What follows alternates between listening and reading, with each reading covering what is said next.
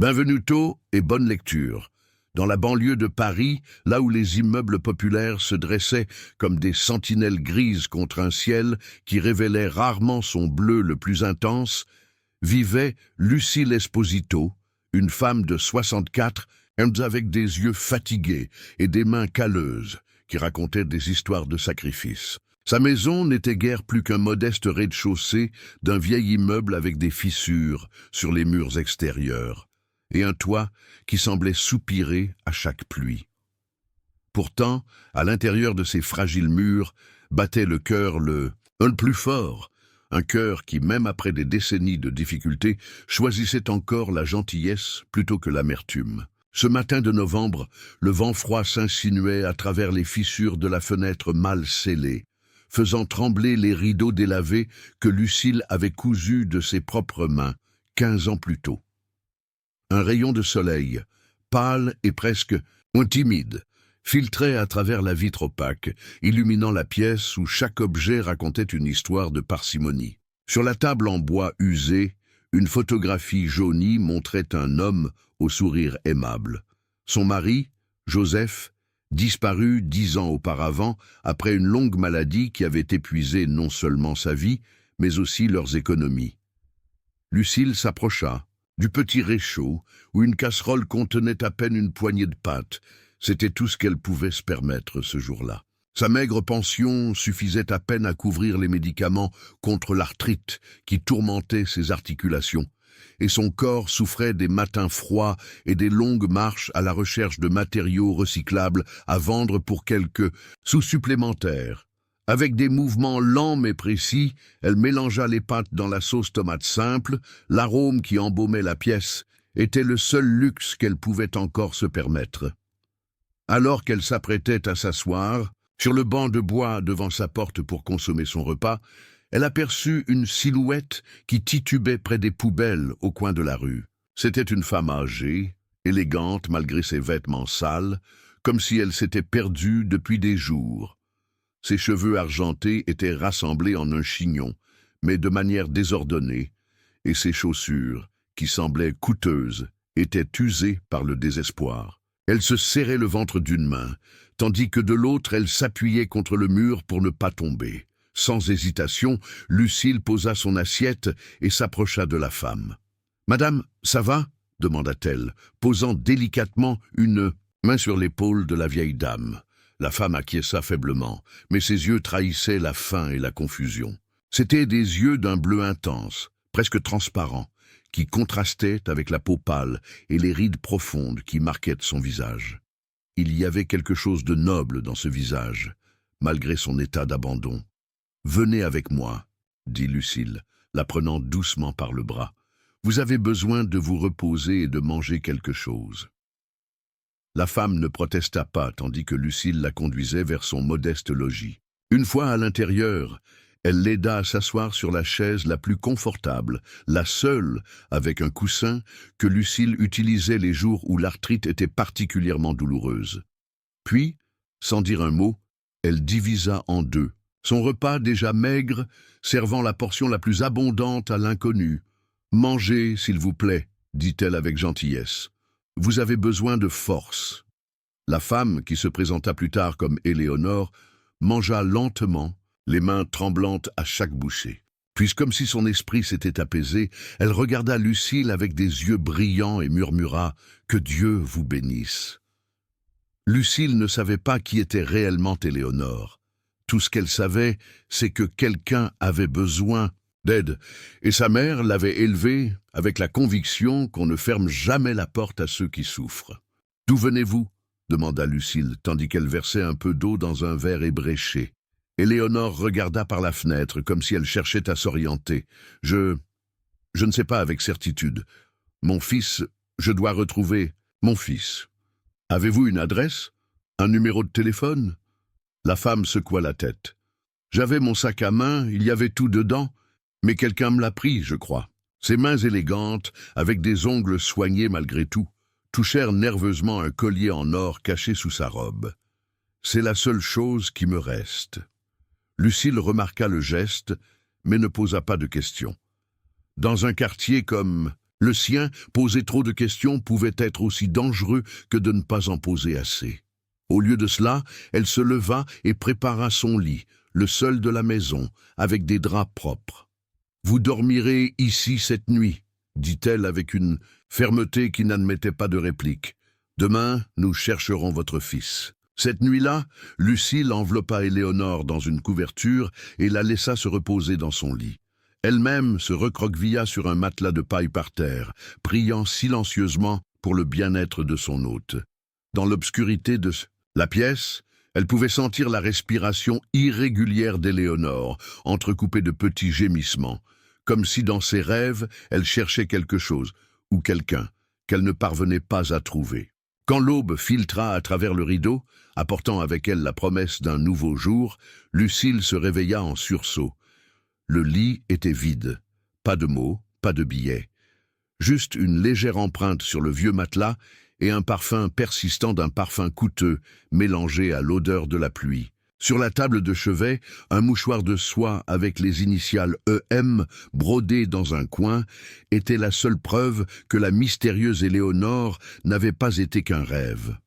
Lucille y pensa peu. Elle supposa que la femme était retournée auprès de sa famille ou avait retrouvé le chemin de son point de départ. La vie continuait et avec elle, la lutte quotidienne pour la survie. Mais 3 jours plus tard, le monde de Lucille serait bouleversé. Il était environ midi lorsqu'un homme en costume cravate frappa à sa porte.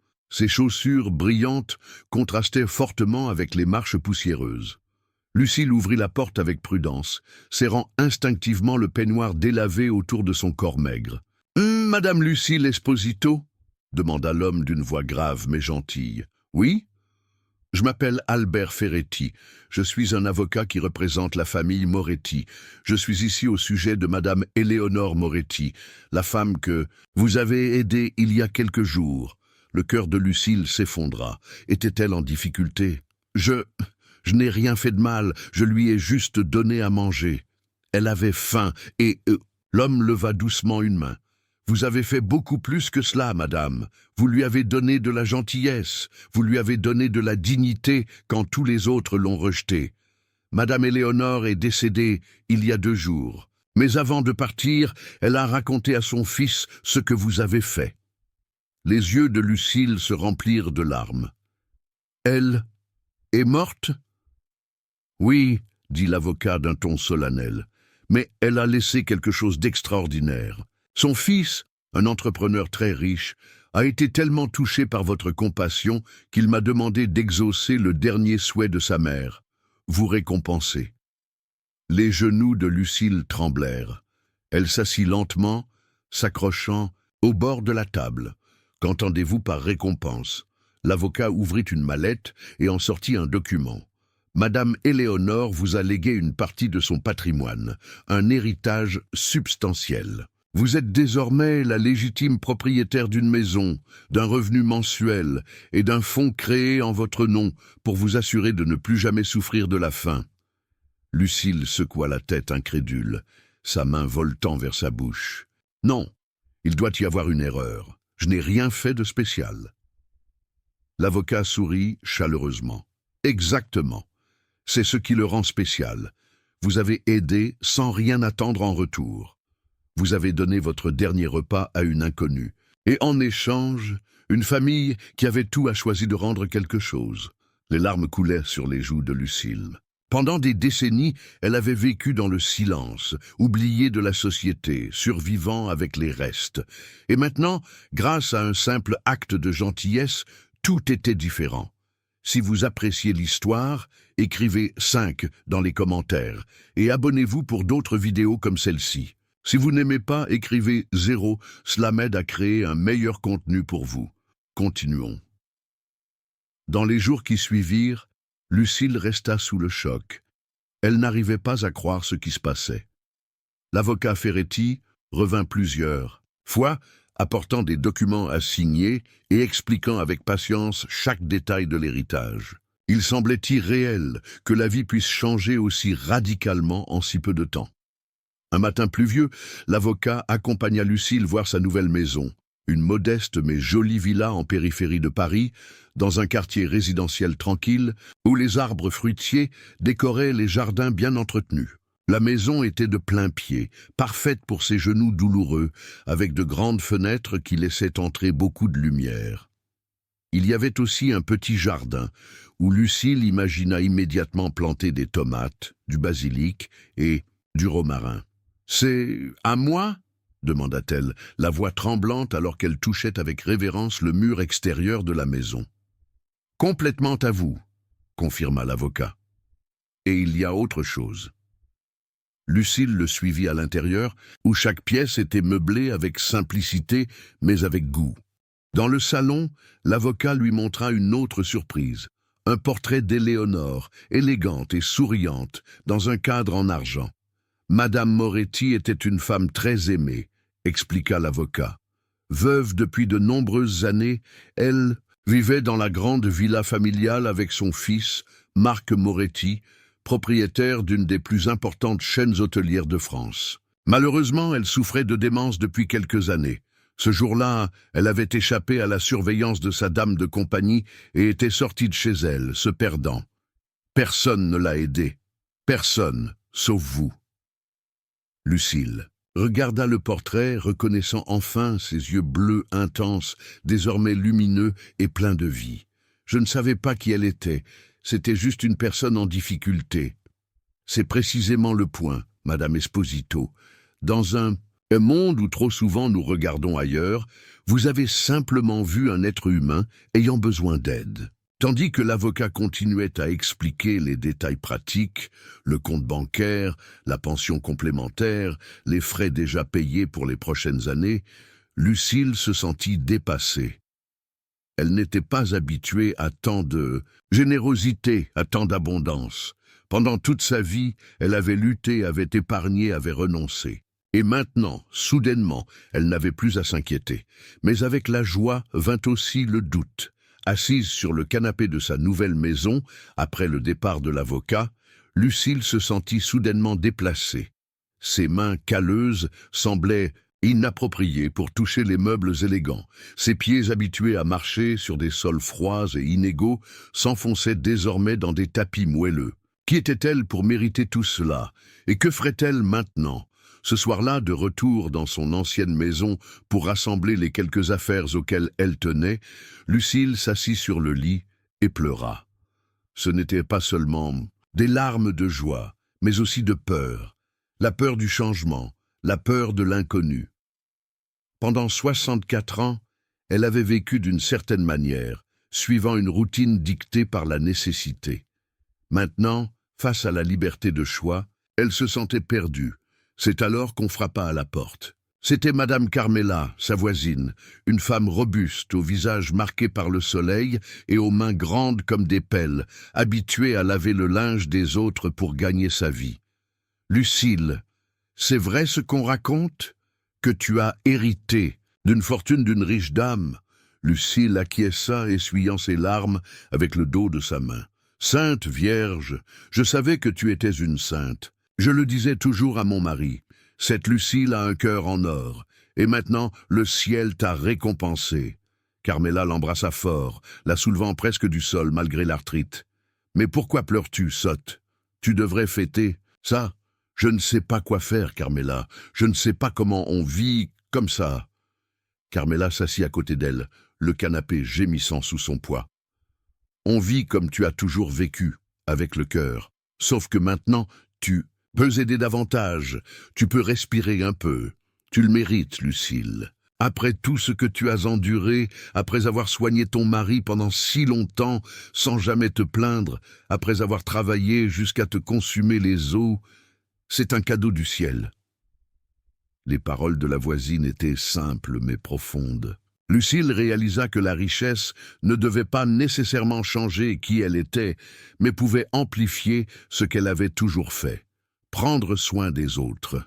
« Tu as raison, Carmela, » dit-elle finalement, une nouvelle résolution, se faisant jour dans son cœur. « J'ai beaucoup reçu, et maintenant je peux donner davantage. » Le lendemain, Lucille commença à emménager dans sa nouvelle maison, emportant avec elle non seulement les quelques objets matériels qu'elle possédait, mais aussi la richesse intérieure qu'aucun héritage ne pouvait conférer, la capacité de voir au-delà des apparences, de reconnaître la dignité en chaque être humain. En installant la photographie de Joseph sur la table de chevet de sa nouvelle chambre, elle murmura « Tu vois, mon amour ? Le destin a parfois d'étranges façons de compenser nos souffrances. Mais ne t'inquiète pas, je n'oublierai jamais d'où je viens. » Avec le temps, Lucille commença à s'habituer à sa nouvelle vie. L'avocat Ferretti, qu'elle considérait désormais comme un ami, lui présenta également Marc Moretti, le fils d'Éléonore. C'était un homme d'une cinquantaine d'années, grand et distingué, avec les mêmes yeux bleus que sa mère, mais avec une ombre de tristesse qui semblait ne jamais le quitter. « Ma mère était tout pour moi », lui confia-t-il lors de leur première conversation, assis dans le jardin de la nouvelle maison de Lucille. « Après la mort de mon père, quand je n'avais que 12 ans, c'est elle qui a pris en main l'entreprise familiale, l'a fait grandir, m'a assuré un avenir. C'était une femme extraordinaire, forte, intelligente. Voir son esprit se détériorer ces dernières années a été dévastateur. » Lucille écoutait en silence, respectant la douleur de l'homme. « Vous savez ce qui me tourmente le plus, Madame Esposito, le fait que, dans le besoin, ma mère a trouvé du réconfort non pas dans le luxe que je pouvais lui offrir, mais dans la simplicité de votre gentillesse. Je pouvais tout lui donner, et pourtant je n'ai pas réussi à lui donner ce dont elle avait vraiment besoin. » « Il ne faut pas vous en vouloir, » dit Lucille doucement. « L'amour prend de nombreuses formes, vous avez fait de votre mieux. » Marc secoua la tête. « J'ai consacré ma vie à construire un empire, à gagner toujours plus, convaincu que c'était la façon d'honorer le sacrifice de ma mère. Mais à la fin, quand elle s'est perdue, personne ne l'a aidée. Personne, sauf vous, qui n'aviez rien à offrir d'autre qu'un repas et un lit. » Quelque chose se déclencha dans l'esprit de Lucille, une idée qui prit forme lentement, comme une graine qui germe, peut-être, et dit-elle prudemment. La véritable façon d'honorer la mémoire de votre mère n'est pas seulement de vous souvenir d'elle, mais de continuer la chaîne de gentillesse qu'elle a initiée. Marc la regarda avec curiosité. « Que voulez-vous » ?»« Dire, je veux dire que, si votre mère a trouvé du réconfort dans la simplicité d'un geste attentionné, peut-être que beaucoup d'autres le trouveraient aussi.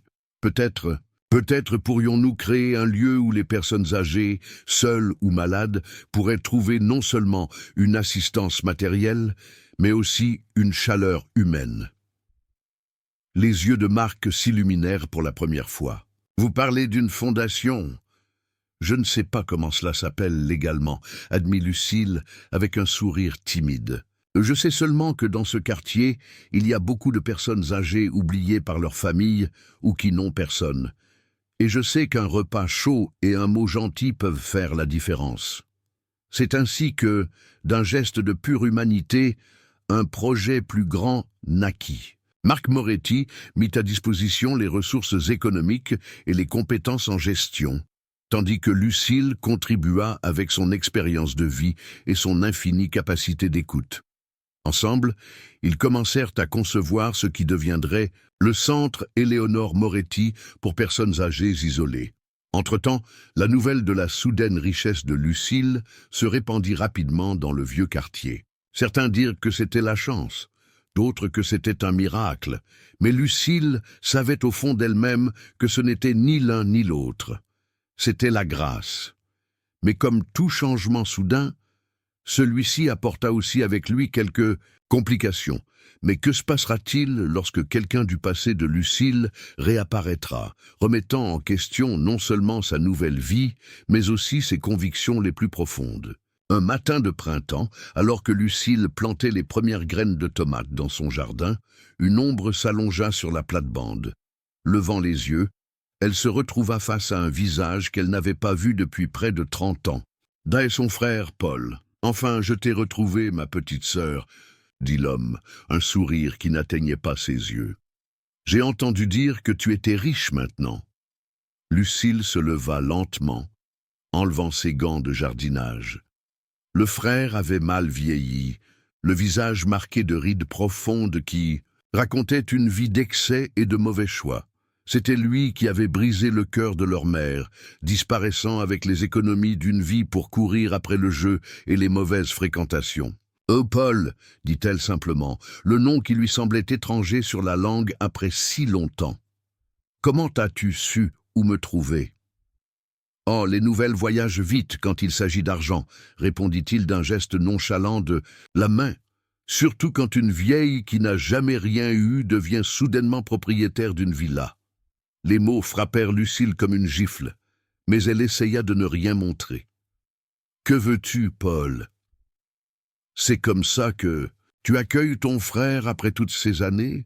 Pas d'embrassade, pas de café pour fêter ta nouvelle fortune ?» Lucille le fixa en silence pendant un long moment, puis soupira.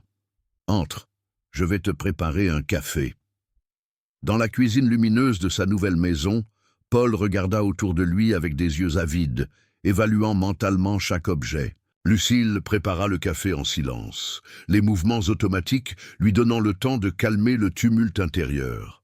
« Alors, » dit Paul après avoir bu une gorgée, « raconte-moi comment tu as fait.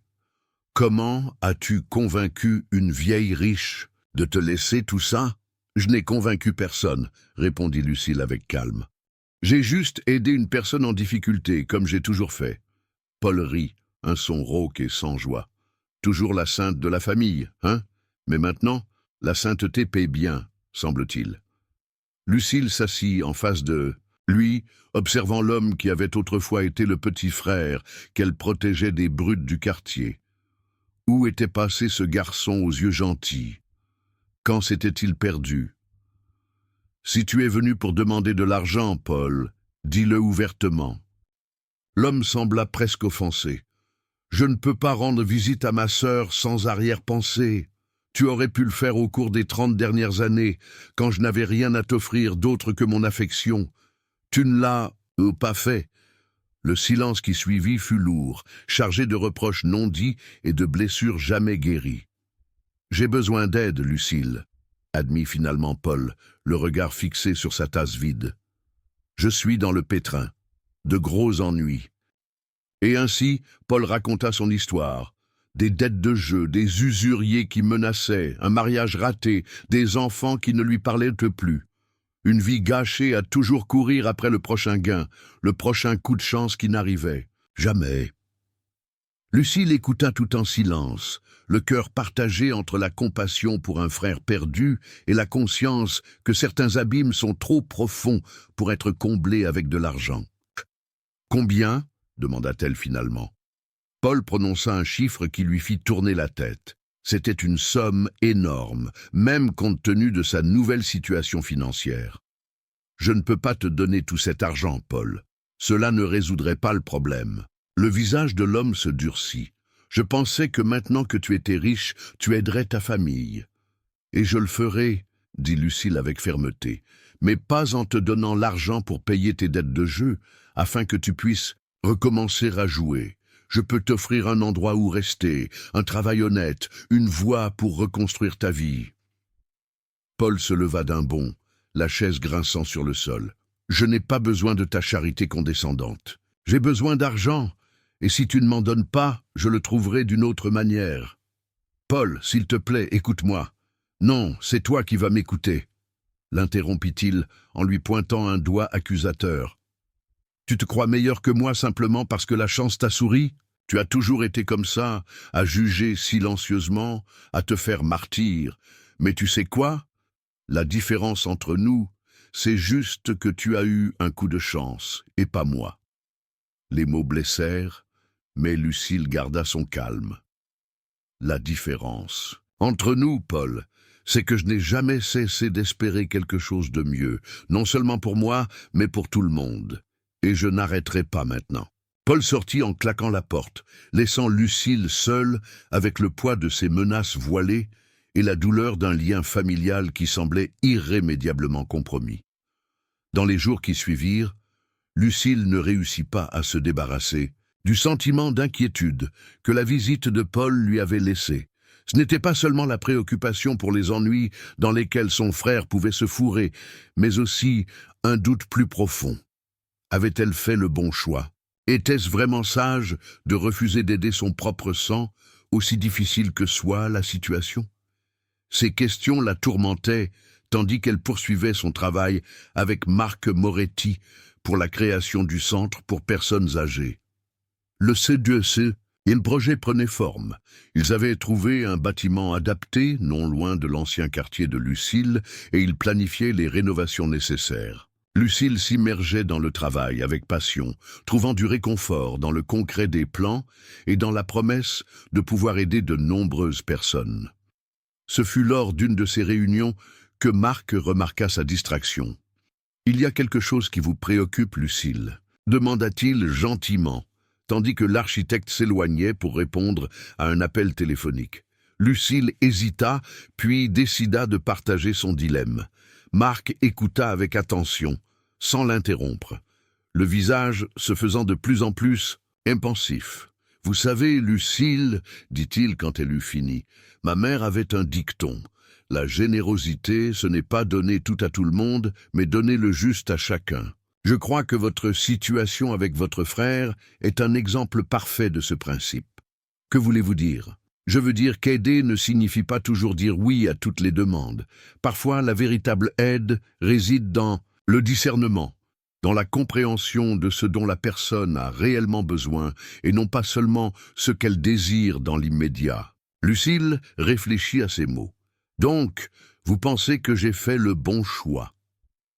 Je pense que vous essayez de faire le choix le plus aimant, ce qui n'est pas toujours le plus facile ou le plus évident. » La conversation avec Marc donna à Lucille une nouvelle perspective. Peut-être y avait-il un moyen d'aider Paul sans alimenter sa dépendance au jeu. Peut-être pouvait-elle lui offrir un chemin vers la rédemption s'il choisissait de l'accepter. Avec cette nouvelle détermination, Lucille demanda à l'avocat Ferretti de l'aider à retrouver Paul. Ce ne fut pas facile, car son frère semblait changer continuellement de résidence, probablement pour échapper aux créanciers. Mais à la fin, ils parvinrent à le trouver dans un petit hôtel en périphérie de Paris. Lucille décida d'y aller personnellement, accompagnée de l'avocat pour sa sécurité.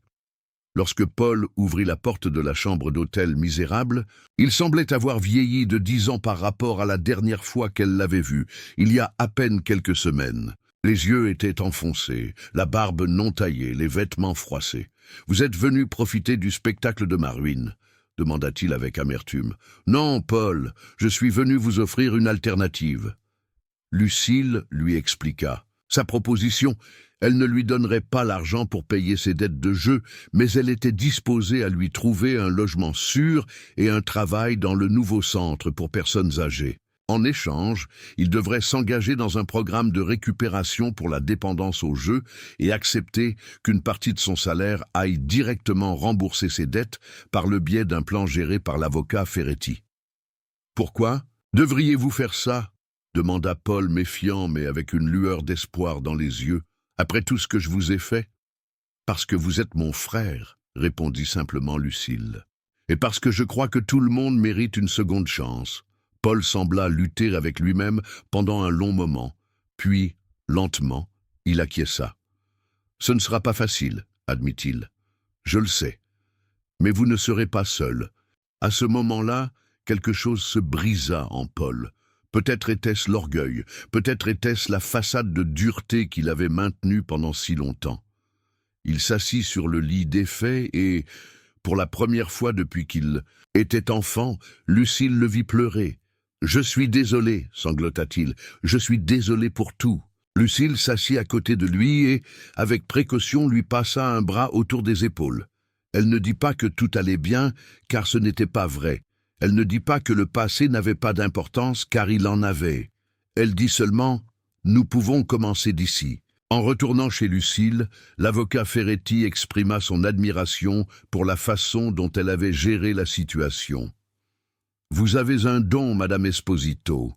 Vous savez voir le bien chez les gens, même quand il est enfoui très profondément. » Lucille sourit tristement. « Ce n'est pas un don, c'est l'expérience. Quand on a lutté contre ses propres démons, on apprend à reconnaître ceux des autres. L'avocat la regarda avec curiosité. « Quel démon avez-vous dû affronter, Madame Esposito ?» Lucile regarda par la fenêtre, observant le paysage de la ville qui défilait. « Après la mort de Joseph, j'ai traversé une période très sombre. Je n'avais pas seulement perdu mon mari, mais aussi toutes nos économies pour ses soins. Je me sentais seul, désespéré. Pendant un certain temps, j'ai trouvé du réconfort dans le vin. C'était la seule chose qui apaisait la douleur, qui me permettait de dormir sans me réveiller en pleurant. » Elle fit une pause, les yeux dans le vague. Il a fallu du temps pour comprendre que je glissais dans un abîme. Et encore plus, de temps pour trouver la force de remonter. « Comment avez-vous fait ?» demanda l'avocat avec un intérêt sincère. « Un jour, une voisine m'a demandé de garder sa fille pendant quelques heures. Cet enfant, elle avait 5 ans, et un sourire qui illuminait la pièce. Ça m'a fait réaliser que malgré tout, il y avait encore de la beauté dans le monde, encore des raisons d'aller de l'avant. Ce jour-là, j'ai versé toutes les bouteilles dans l'évier, et je me suis promis que je trouverais une autre façon de faire face à la douleur. » L'avocat hocha la tête avec respect. « Et ainsi vous comprenez votre frère. » « Je le comprends, oui, mais la compréhension ne signifie pas l'acceptation. Je sais que le parcours sera difficile pour lui. Je sais aussi qu'il pourrait échouer, mais je ne peux pas ne pas essayer. » Dans les semaines suivantes, Lucile se consacra avec toutes ses forces à 2 projets parallèles. Le centre pour personnes âgées, qui prenait forme jour après jour, et la réhabilitation de Paul. Ce ne fut pas facile. Son frère avait des moments de rébellion, de colère, d'apitoiement sur soi. Parfois, il semblait sur le point d'abandonner tout, de revenir aux vieilles habitudes. Mais il y avait aussi quelque chose de nouveau en lui, un désir sincère de changement, une étincelle de détermination qui grandissait lentement. Le centre, Éléonore Moretti, fut achevé en automne, juste au moment où les feuilles des arbres commençaient à se teinter de rouge et d'or. C'était un bâtiment lumineux, avec de grandes fenêtres et un jardin intérieur où les personnes âgées pouvaient se promener et socialiser. Il y avait des salles communes pour les activités récréatives, une petite bibliothèque et même un potager où ceux qui le souhaitaient pouvaient cultiver des légumes et des herbes aromatiques. Le jour de l'inauguration, Lucile se réveilla à l'aube, trop émue pour dormir. Elle se prépara avec soin, portant une robe bleue que Marc lui avait offerte pour l'occasion, et se rendit au centre bien à l'avance. Elle voulait être là pour accueillir personnellement les premiers résidents. Le maire de Paris coupa le ruban au milieu des applaudissements, prononçant un discours sur la solidarité et l'importance de prendre soin des plus vulnérables. Marc parla avec émotion de sa mère et de la façon dont son dernier acte de vie avait inspiré ce projet. Puis ce fut le tour de Lucile. Jamais à l'aise devant les foules, elle s'approcha du micro avec appréhension. Mais quand elle commença à parler, sa voix trouva une force qu'elle ne se savait pas posséder. « Je ne suis pas douée avec les mots élégants, » commença-t-elle, « mais je sais ce que signifie se sentir seul, oublié. Je sais ce que signifie se demander si quelqu'un remarquerait mon absence. Et je sais aussi qu'un simple geste de gentillesse peut tout changer. Ce centre n'est pas seulement un endroit où les personnes âgées peuvent trouver une assistance matérielle. C'est un endroit où elles peuvent trouver le respect, la dignité, l'écoute, où elles peuvent se sentir encore faire partie de la communauté, encore importante. » En regardant la foule, elle vit Paul debout au fond, en costume et cravate, propre et sobre. Leurs yeux se croisèrent et il hocha légèrement la tête, un geste de reconnaissance et de respect qui valait plus que 1000 mots. « Éléonore Moretti m'a enseigné que la plus grande richesse ne se mesure pas en argent, mais en connexions humaines. Que peu importe ce que vous possédez, mais combien vous êtes disposé à partager. Et que parfois, le don le plus précieux que vous puissiez faire à quelqu'un est simplement de le voir, de reconnaître son humanité. » Les applaudissements qui suivirent furent chaleureux. Mais pour Lucile, le moment le plus significatif fut lorsque, la cérémonie officielle terminée, les personnes âgées commencèrent à arriver. Certains étaient accompagnés de proches, impressés, qui semblaient soulagés de pouvoir se débarrasser d'un fardeau. D'autres arrivaient seuls, avec de petites valises usées et des yeux pleins de méfiance. Lucile les accueillit un par un, apprenant leurs noms, écoutant des fragments de leurs histoires. Il y avait Antoine, un ancien marin avec une collection de récits de mer que plus personne n'avait le temps d'écouter.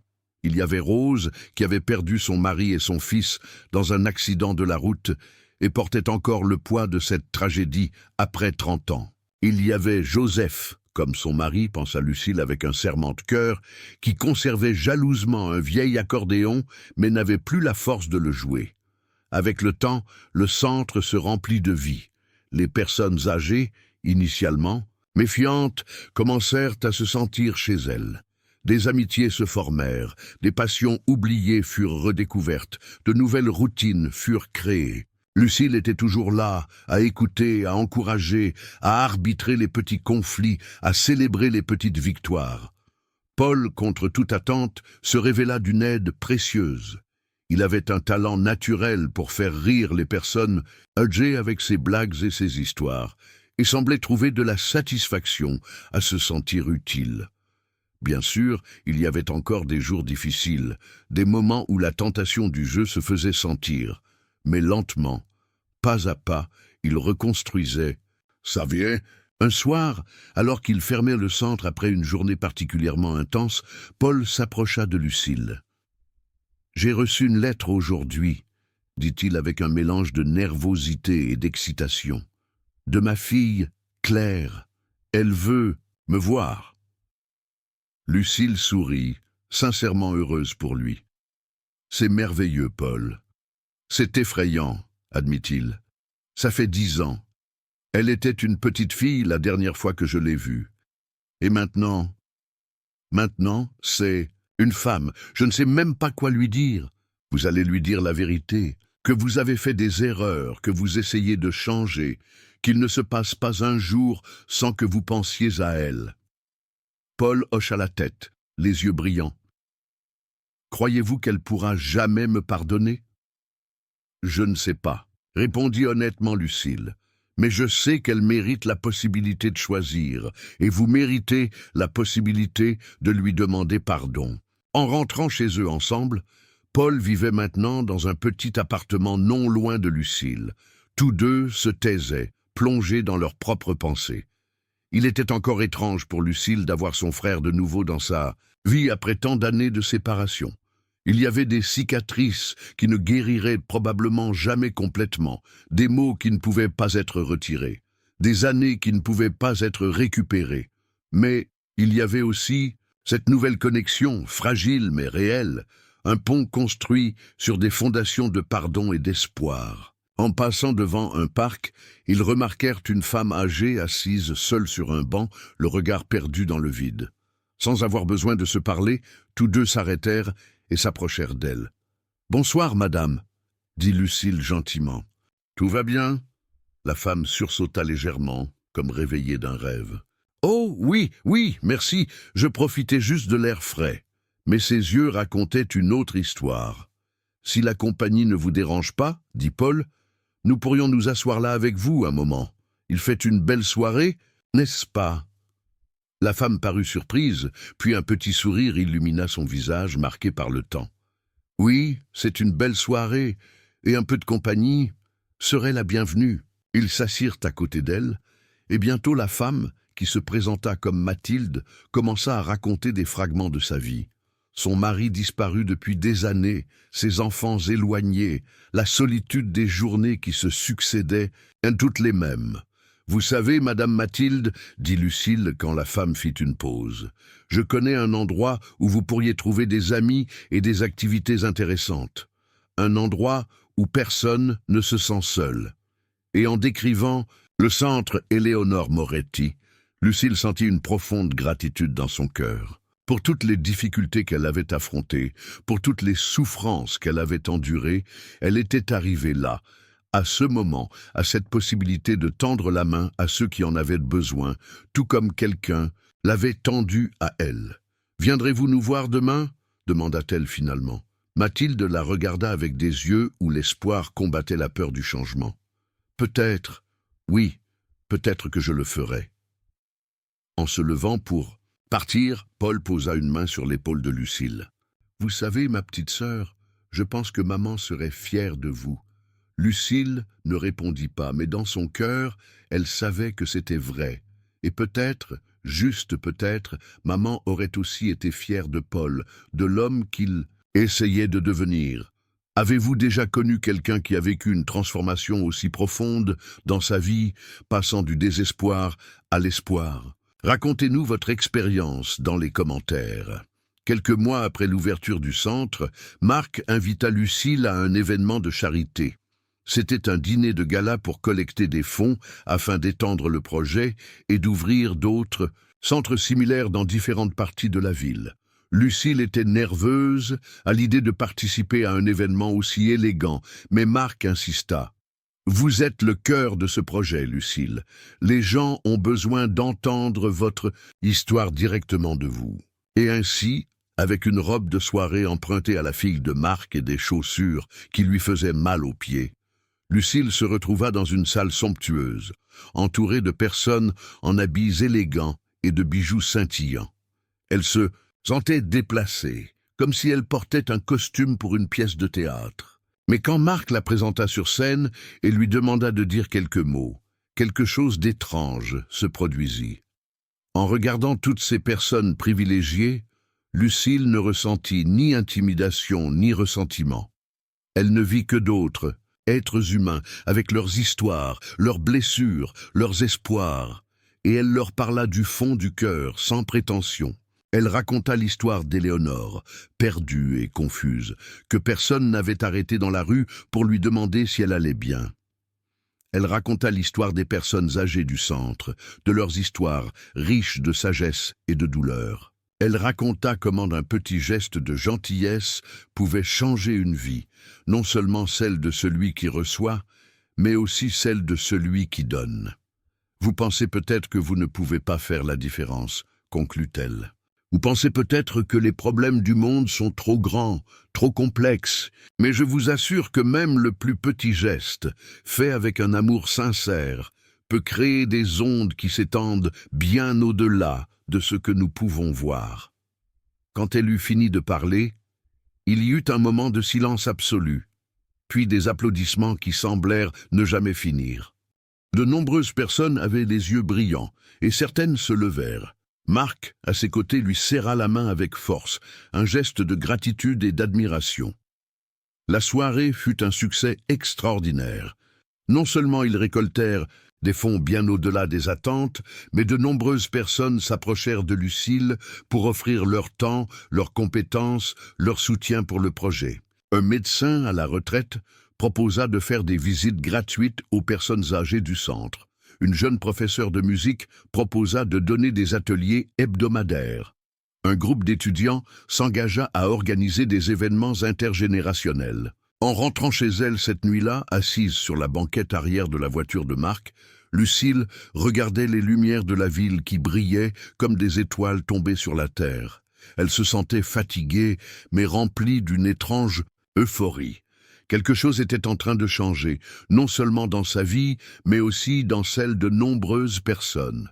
Et elle, d'une certaine manière, en faisait partie. « Vous avez fait un discours extraordinaire ce soir », dit Marc, en la regardant dans le rétroviseur. « Je crois que vous avez touché beaucoup de cœurs. » Lucille sourit, embarrassée, par les compliments, mais secrètement heureuse. « J'ai juste dit la vérité. La vérité dite avec amour est la force la plus puissante qui existe, répondit-il. Ma mère le disait toujours. La pensée d'Éléonore amena tous, les deux dans un moment de réflexion silencieuse. Il était étrange de voir comment une personne que Lucille avait connue seulement pendant quelques heures avait changé sa vie si profondément. Et non seulement la sienne, mais aussi celle de Marc, de Paul, des personnes âgées du centre, et maintenant potentiellement de nombreuses autres personnes encore. « Vous savez ce que je pense parfois ?» dit Marc, brisant le silence. « Je pense que ma mère s'est perdue ce jour-là pour une raison, comme si quelque chose de plus grand que nous avait orchestré votre rencontre. Lucile n'était pas sûre de croire au destin ou à un plan divin.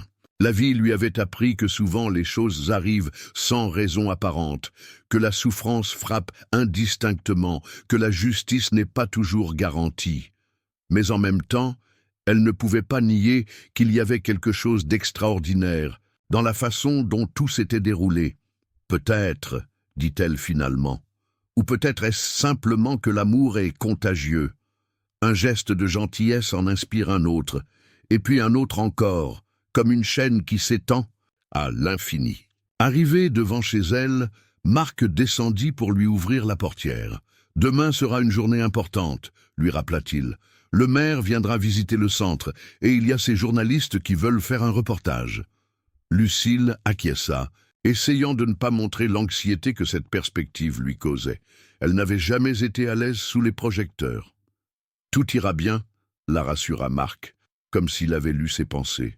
« Vous devez juste être vous-même. C'est plus que suffisant. » En entrant dans la maison, Lucile fut accueillie par le silence accueillant de ses pièces. Encore parfois, elle se réveillait surprise de ne pas être dans son ancien logement humide et froid. Mais chaque jour, cet endroit devenait de plus en plus sa maison. Elle avait accroché les vieilles photographies de famille au mur. Elle avait planté des fleurs dans le jardin. Elle avait rempli les étagères de livres qu'elle n'avait jamais eu le temps de lire auparavant. Elle se prépara pour la nuit avec le rituel habituel. Une tasse de camomille, une prière silencieuse, un moment pour se souvenir de Joseph et de tous ceux qui n'étaient plus là. En se couchant, une pensée la frappa. Elle était heureuse. Non pas d'un bonheur euphorique ou bruyant, mais d'un bonheur tranquille et profond, enraciné dans la conscience de faire quelque chose de significatif avec sa vie. Le lendemain, le centre grouillait d'activités. Les personnes âgées, informées de la visite importante, étaient toutes vêtues avec soin. Paul avait organisé une petite chorale qui chanterait quelques chansons traditionnelles napolitaines.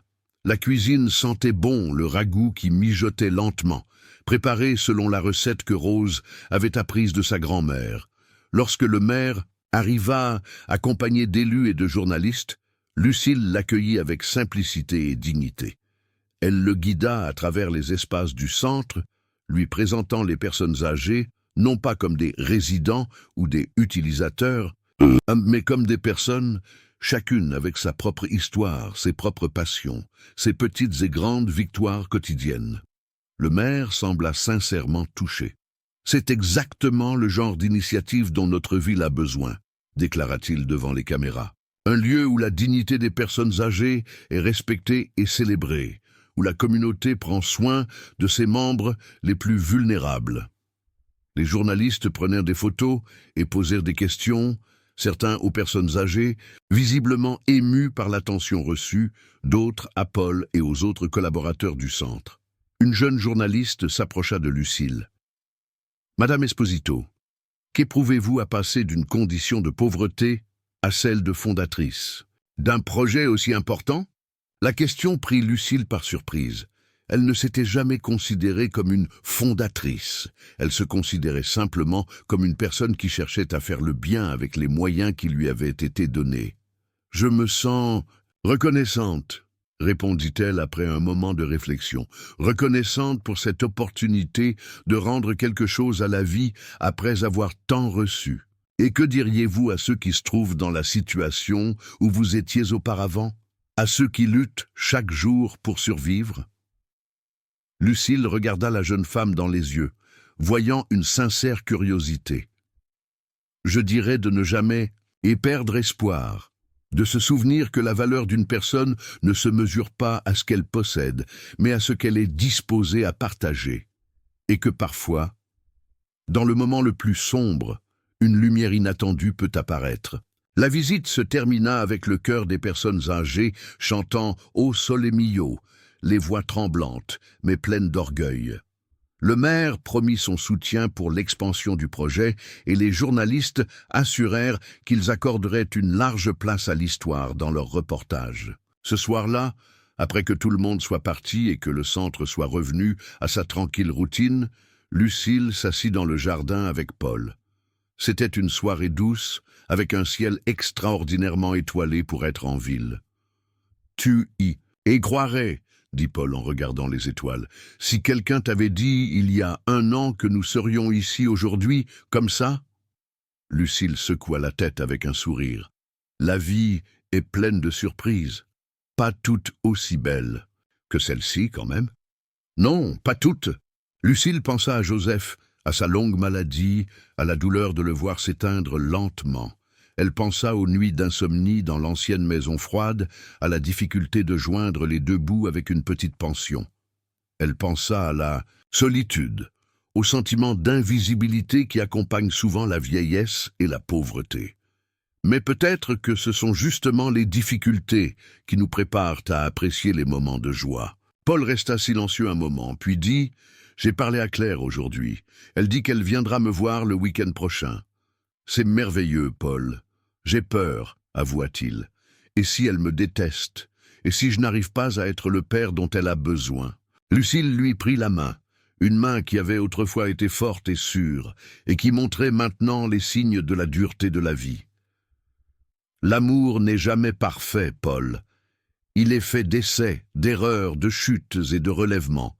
L'important, c'est que tu sois là, que tu sois présent, que tu sois disposé à essayer. » Leur moment d'intimité fut interrompu par l'arrivée de Marc, qui sembla surpris de les trouver encore là. « Excusez-moi, Lucille.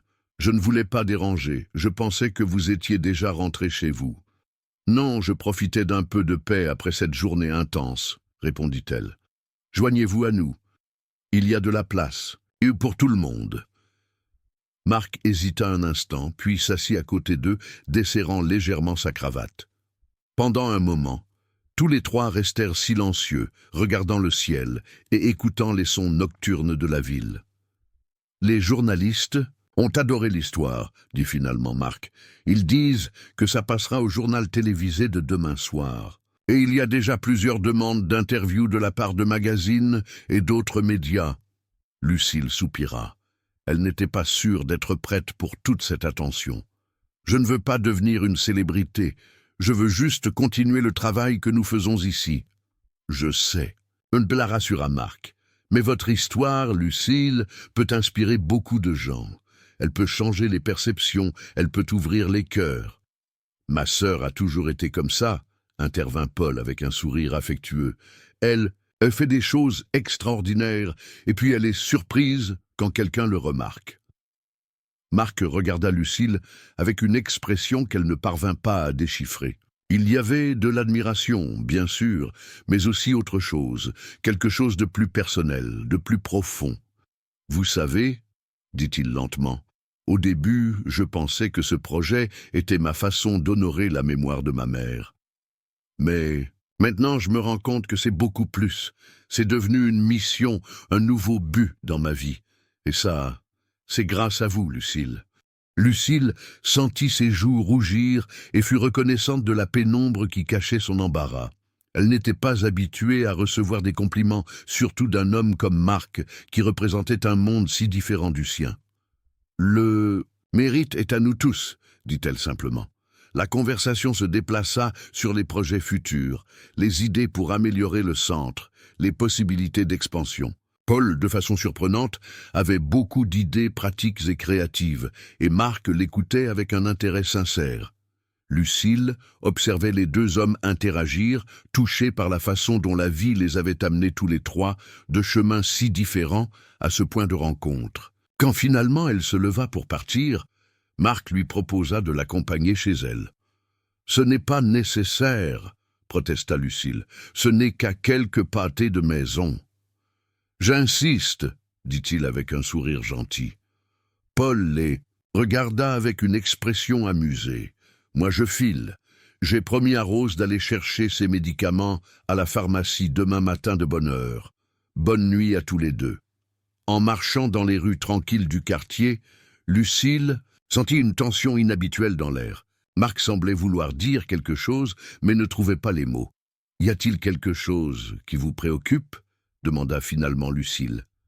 Marc secoua la tête. « Non, au contraire. C'est juste que j'ai beaucoup réfléchi ces derniers temps à ma mère au centre, à tout ce qui s'est passé, et à vous, Lucille. Lucille sentit son cœur s'accélérer. À moi? Oui. À quel point votre présence a changé ma vie. Avant que ma mère ne vous rencontre, j'étais complètement absorbé par le travail, les chiffres, les acquisitions. Je vivais dans une bulle de privilèges, sans réellement voir le monde autour de moi. Vous avez ouvert mes yeux, Lucille. Vous m'avez montré ce que signifie vraiment vivre avec un but et un sens. Ils s'arrêtèrent devant le portail de la maison de Lucille. La pleine lune illuminait le jardin, faisant briller les fleurs blanches des roses qu'elle avait plantées. « Marc, dit Lucille, se sentant soudainement vulnérable, je ne suis qu'une femme simple qui a essayé de faire le bien avec ce qui lui a été donné. Et c'est exactement ce qui vous rend extraordinaire, répondit-il, la voix basse et intense. Votre humilité, votre gentillesse, votre capacité à voir la beauté et les possibilités là où d'autres ne voient que désespoir. Lucille baissa les yeux, submergée par des émotions qu'elle n'avait pas ressenties depuis longtemps. À 64 ans, elle ne s'attendait certainement pas à sentir son cœur palpiter comme celui d'une jeune fille. « Il se fait tard, dit-elle finalement. Nous devrions... » « Oui, bien sûr, acquiesça Marc rapidement. « Reposez-vous, demain sera une autre journée chargée. » Mais au lieu de partir, il resta là, la regardant avec une expression qui mêlait détermination et incertitude. Puis, d'un geste étonnamment timide pour un homme de sa position et de sa confiance, il lui prit la main. « Lucille, je sais que cela peut paraître étrange. Je sais que nous venons de mondes différents. Mais j'aimerais mieux vous connaître, non pas comme collaborateur dans ce projet, mais comme personne, comme ami, peut-être même plus. » Lucille resta sans voix. Elle n'avait jamais imaginé, même dans ses rêves les plus fous, qu'un homme comme Marc Moretti puisse s'intéresser à elle de cette façon. « Vous n'avez pas à répondre maintenant, » ajouta-t-il rapidement, voyant sa confusion. « Réfléchissez-y, prenez tout le temps qu'il vous faut. » Il lui lâcha la main et fit un pas en arrière. « Bonne nuit, Lucille. »« Bonne nuit. »« Marc, » réussit-elle à répondre. En le regardant s'éloigner, Lucille porta sa main à son cœur, le sentant battre vite et fort. À 64 ans, après une vie de sacrifices et de renoncement, elle se trouvait face à une possibilité qu'elle n'avait jamais envisagée, commencer un nouveau chapitre, ouvrir son cœur une fois de plus. Elle entra chez elle et s'assit sur le canapé, accablée par des pensées et des sentiments contradictoires. Qu'aurait pensé Joseph? Aurait-il voulu qu'elle avance, qu'elle trouve un nouvel amour? Et Paul, comment réagirait-il? Et tous, ceux qui connaissaient son histoire, qui l'admiraient pour son altruisme désintéressé, que diraient-ils s'ils apprenaient qu'elle envisageait une relation avec un homme riche et puissant? Mais par-dessus tout, elle se demandait si elle était prête. Si, après tant d'années de solitude, elle avait encore la capacité de s'ouvrir, de faire confiance, d'aimer.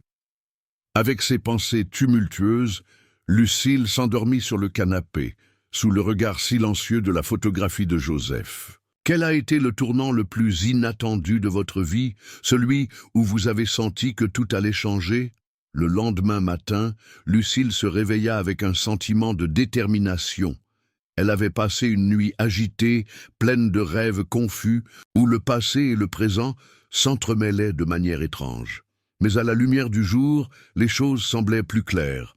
Elle prendrait les choses calmement, une étape à la fois. Elle ne précipiterait pas les décisions ou les sentiments, elle se permettrait d'explorer cette nouvelle possibilité sans attente ni pression. Au centre, la journée se déroulait selon la routine habituelle. Les personnes âgées prenaient leur petit déjeuner ensemble. Certaines participaient à des activités organisées, d'autres préféraient la tranquillité de la lecture ou simplement regarder par la fenêtre, perdus dans leurs souvenirs. Paul était déjà là, aidant Rose à ranger ses médicaments, écoutant patiemment son histoire sur la pharmacie où elle avait travaillé jeune, qu'elle racontait pratiquement tous les matins, comme si c'était la première fois. « Vous avez une drôle d'allure aujourd'hui », dit Paul quand il vit Lucille. « S'est-il passé quelque chose après mon départ hier soir ?» Lucille essaya de garder une expression neutre. Non, rien de particulier, juste un peu de fatigue. Paul l'observa attentivement, mais n'insista pas. Cet après-midi, il y a le cours de peinture. Antoine s'est préparé toute la semaine. Il a dit qu'il voulait peindre la mer de quand il était jeune. Lucille sourit à cette pensée. Antoine, malgré ses mains déformées par l'arthrite, avait un talent surprenant pour capturer les couleurs et les ambiances de la mer. La matinée passa vite, entre les engagements et les petites urgences à résoudre. Lucille essayait de se concentrer sur le travail, mais ses pensées continuaient à revenir à la conversation avec Marc de la veille. Elle se demanda s'il viendrait au centre aujourd'hui et ce qu'elle lui dirait. Il était presque midi quand la porte d'entrée s'ouvrit et une jeune femme entra timidement. Elle avait de longs cheveux noirs attachés en queue de cheval et des yeux sombres qui semblaient observer tout avec attention. Il y avait quelque chose de familier dans ce visage, quelque chose qui faisait battre le cœur de Lucille d'un rythme incertain. La femme hésita un instant sur le seuil, puis baissa les yeux, comme si elle voulait éviter de croiser ses yeux. Lucille s'approcha d'un pas léger. « Puis-je vous aider ?» demanda-t-elle, offrant un sourire gentil. La jeune femme leva les paupières et d'une voix tremblante répondit « Je m'appelle Claire. Je suis la fille de Paul. » Pendant un instant, Lucille resta sans voix. Tout ce temps vécu dans les doutes et les incertitudes s'était concrétisé en ce moment. Claire, le fruit de l'amour de jeunesse de Paul, la fille qu'elle n'avait jamais rencontrée, elle, là, devant elle. L'émotion la submergea, mais elle parvint à se maîtriser. « Entrez, je vous en prie », l'invita-t-elle, indiquant d'un geste gentil le salon commun. La jeune fille fit quelques pas en avant, regardant autour d'elle avec un air désorienté les couleurs chaudes des murs, les sourires accueillants des personnes assises aux tables, l'odeur de café et de ragoût qui flottait dans l'air. C'était un monde loin de celui qu'elle avait imaginé en venant ici. Paul, alerté par la voix de Lucille, apparut sur le seuil de la porte. À la vue de sa fille, son visage s'illumina d'une émotion qu'il ne parvenait pas à contenir. Il s'approcha avec prudence, comme s'il craignait de se dissoudre s'il était trop impétueux. « Claire ?» dit-il d'une voix tremblante. « C'est bien toi ?» La jeune fille hocha la tête, tandis qu'une larme sillonnait sa joue. Paul tendit la main et lui serra, comme pour s'assurer que c'était réel. Puis il la tira dans une étreinte longue et tendre, une étreinte qui effaçait des années d'absence, de repentir, de mélancolie. Lucille observait cette scène avec le cœur serré. Toutes les questions qui n'avaient pas trouvé de réponse étaient enfin résolues en ce geste. Quand ils se séparèrent, Claire regarda Lucille. « Maman m'a dit de venir ici, de chercher « Papa ». Ces mots étaient chargés d'incertitude. Et on m'a parlé de vous, de cette femme qui a aidé papa à se reconstruire. « Je suis heureuse que vous soyez venu, » répondit Lucille, encore émue. « Vous trouverez ici votre père et la sérénité. Voulez-vous vous asseoir ?» Claire prit place près d'une table, avec Paul à ses côtés. Lucille appela une assistante, qui apporta 2 tasses de thé chaud. Dans le silence de ce moment, on sentait l'écho de trop d'histoires non racontées. Puis, d'une voix calme, Paul commença à parler. « Oh Claire, je sais que j'ai fait des erreurs. Il n'y a pas d'excuse pour l'abandon. Je n'ai pas défendu mon honneur de père. J'ai choisi la voie la plus facile. Je suis désolé plus que tout. » Il secoua la tête avec un regret sincère. « J'ai perdu des années précieuses, et ce vide a pesé sur nous deux. » Claire écoutait en silence, regardant son père avec des yeux allumés d'émotion. Après une longue inspiration, elle dit « J'ai appris à vivre sans toi, papa. Mais je n'ai jamais cessé d'espérer que je te retrouverai un jour. Et je crois que je t'ai pardonné. Pas tout à fait peut-être, mais je suis là, pour toi. » Les mots de Claire furent un baume pour l'âme de Paul. Avec délicatesse, il lui prit les 2 mains et lui baisa les jointures. Les larmes lui sillonnèrent le visage, mais c'était un sanglot de renaissance, non plus de douleur. Puis ensemble, ils se tournèrent vers Lucille. « Merci, Madame Esposito. Sans vous, je ne serais jamais arrivé là. » Lucille rougit sous le compliment, puis sourit avec gratitude. Pour moi, ça a été un honneur de vous aider tous les deux. Maintenant, vous êtes une famille à nouveau. Cet après-midi, Claire se joignit à Lucille et Paul pour un tour dans les couloirs du centre. Tous deux lui présentèrent les personnes âgées qui fréquentaient les activités. Antoine, avec son accordéon qui jouait des notes mélancoliques, Rose, avec son sourire gentil, Mathilde, qui salua la jeune fille avec des yeux brillants. Chaque rencontre était une petite fête d'humanité retrouvée, et Claire resta stupéfaite par la sérénité qui régnait là-dedans. Lorsqu'ils rentrèrent au bureau, Marc les attendait. D'un signe respectueux, il leur fit de la place. Elle venait de recevoir un appel d'un important magazine qui souhaitait un reportage sur le succès du centre et sur le lien extraordinaire né entre Lucille et la famille Moretti. « J'espère que cela ne vous dérange pas », dit Marc avec un sourire chaleureux. « Je crois que c'est une opportunité de faire connaître notre histoire à un public plus large. » Paul et Claire échangèrent un regard. Puis Paul acquiesça. « Je pense que c'est la bonne chose à faire. Notre expérience peut donner de l'espoir aux autres. » Et Lucille, avec un voile d'émotion dans les yeux, ajouta « Je suis prête. » Dans les jours qui suivirent, le reportage fut publié. Des photographies de sourires sincères, de mains qui se serrent, d'un espace de joie et de partage. De nombreuses personnes écrivirent en offrant leur aide. Des bénévoles, des médecins, de jeunes gens désireux de faire leurs preuves. Le petit centre grandit encore, gagnant le surnom affectueux de refuge du cœur. Mais la vie, au fond, est un entrelacement de joie et de défis. Juste au moment où tout semblait aller, et pour le mieux, Lucille reçut un appel de la banque. Il y avait eu une erreur comptable. Un virement était allé à l'eau en raison d'un problème de coordonnées, et une partie des fonds destinés au centre se trouvait temporairement bloquée. La panique la parcourut comme un frisson.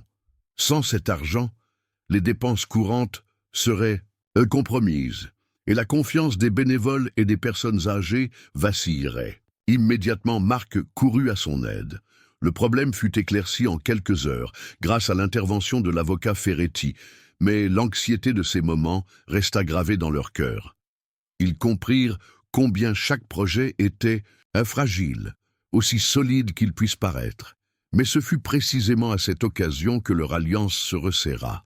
Ils travaillèrent côte à côte, trouvant des solutions rapides et rassurant tout le monde sur le fait que rien ne changerait.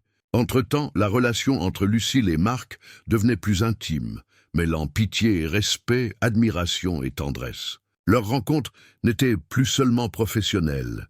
Des dîners tranquilles dans une auberge de quartier, des promenades dans le jardin de la villa, des confidences échangées sous un ciel étoilé. Mais tous deux, conscients des différences qui les séparaient, agissaient avec prudence, donnant aux sentiments le temps de s'enraciner. L'été arriva, et avec lui la fête annuelle du centre. Elle était devenue un rendez-vous traditionnel pour les bénévoles, les résidents, les familles. Cette fois, cependant, l'événement avait une signification encore plus profonde. Ils fêtaient le premier anniversaire du projet et voulèrent le faire avec une cérémonie sous les arbres fruitiers, entre lumières suspendues et tables garnies, de spécialités maison. Claire soigna l'aménagement des fleurs, Paul coordonna la musique, Lucille s'occupa des discours de bienvenue. Lorsque, le soir, elle s'assit sur l'estrade improvisée pour remercier tout le monde, elle sentit la chaleur des regards se tourner vers elle. Mais, au lieu de parler encore de générosité ou d'espoir, elle choisit de partager la leçon la plus précieuse qu'elle avait apprise. La vie nous confronte à des épreuves qui semblent insurmontables, et souvent, nous nous sentons seuls. Mais nous ne sommes jamais vraiment seuls. Il y a toujours quelqu'un prêt à nous tendre la main, qui que nous soyons, quel que soit notre passé. J'ai appris que la vraie richesse réside dans le partage de notre temps et de notre affection. Et si nous sommes ici aujourd'hui, à fêter ensemble, c'est parce que nous avons choisi de regarder au-delà de nous-mêmes. Des applaudissements nourris accueillirent ces mots, accompagnés de larmes d'émotion. Dans la foule, Marc serra la main de Lucille et lui posa un baiser sur la joue. Claire et Paul lui souriaient, heureux de cette famille élargie qui s'était formé. La soirée se poursuivit entre chants et danses improvisées. Les personnes âgées, qui avaient tant redouté la solitude, dansaient désormais avec légèreté aux côtés des jeunes bénévoles. Les lumières chaudes créaient une atmosphère presque magique, et Lucille, en regardant ce paysage de sourires et d'étreintes, sentit dans sa poitrine une paix jamais éprouvée auparavant. Alors que la fête touchait à sa fin, elle s'approcha de Marc, tandis que les derniers invités saluaient avec des doigts fatigués mais des cœurs comblés. « Merci pour tout », murmura-t-elle, posant une main sur sa poitrine. « Merci à vous », répondit-il, lui caressant les cheveux. « Sans vous, tout cela n'existerait pas. » Leurs yeux se croisèrent, et dans ce silence parfait, ils échangèrent une promesse tacite. Ils continueraient à marcher ensemble, pas à pas, sans précipitation, avec la conscience que chaque jour apporte avec lui la possibilité d'un nouveau commencement. Quelque temps plus tard, quand les engagements du centre et les articles de journaux s'atténuèrent, Lucille découvrit qu'elle attendait un petit enfant.